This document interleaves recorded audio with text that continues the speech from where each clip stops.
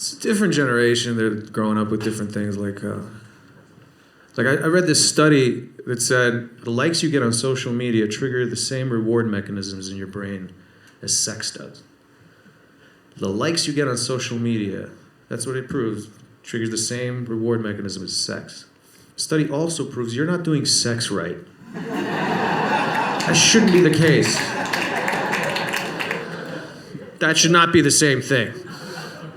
I've never gotten a like and felt guilty or ashamed or needed to get tested. You know what I mean? I think we're conflating technology with intimacy. All of our intimacy is now going through technologies, even the way you meet people, it's all apps, like Tinder. You guys know how Tinder works, right?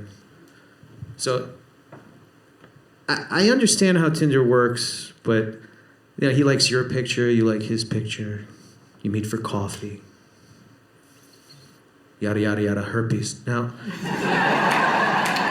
I don't understand how those apps get started.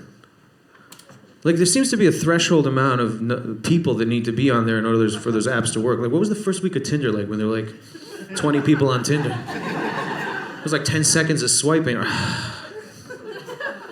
right, I guess everybody wants to fuck Brian.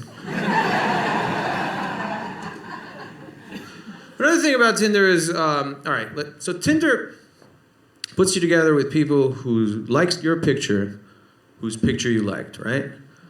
People who liked your picture, whose picture you liked. Well, doesn't that leave an entire well of untapped resources? What about people who liked my picture, whose picture I didn't like? And why doesn't Tinder bring them back up again at 2 o'clock in the morning when I'm drunk? Tinder assumes that I have the same standards at noon as I do at midnight, and I do not.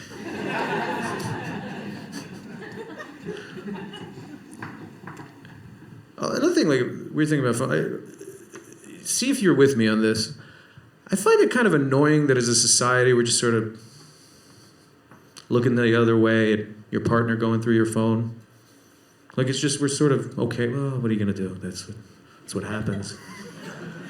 Yeah, because you got to accept it. San Francisco has earthquakes and cats strangle crib babies and your girlfriend's going to go through your phone. That's just going to happen. I find it amazing that we're okay with that, specifically considering the fact that it's illegal.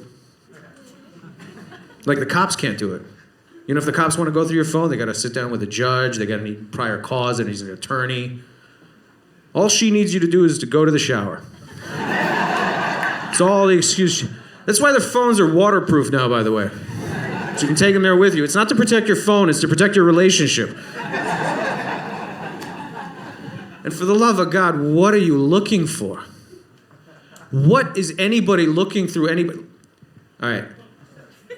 This is the best. This front-facing projection of a personality, this is the best we are. You keep digging, it's just horror. Nobody's ever looked through somebody's phone and been like, wow, yeah, well, he's eating well, he loves his mother. It's not gonna happen.